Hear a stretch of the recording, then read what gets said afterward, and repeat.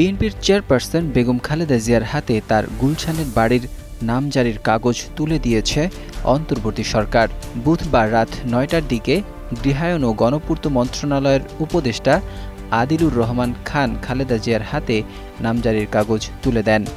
এ সময় গণপূর্ত মন্ত্রণালয়ের সচিব নজরুল ইসলাম ও রাজধানীর উন্নয়ন কর্তৃপক্ষের চেয়ারম্যান রিয়াজুল ইসলাম উপস্থিত ছিলেন।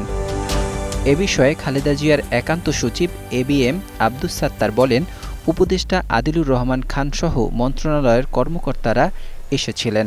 আধা ঘন্টার মতো তারা ছিলেন। এটা সৌজন্য সাক্ষাৎ ছিল।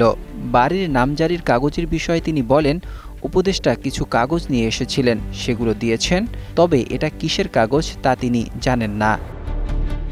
১৯৮১ সালের ৩১শে মে জিয়াউর রহমানের মৃত্যুর পর তার স্ত্রী খালেদা জিয়াকে রাজধানীর গুলশান এলাকায় ১.৫ বিঘা জমির উপর অবস্থিত এই বাড়ি বরাদ্দ দেয়া হয়। বাড়িটি খালেদা জিয়া গুলশানে ফিরোজা নামে যে বাড়িতে থাকেন সেটির কাছেই।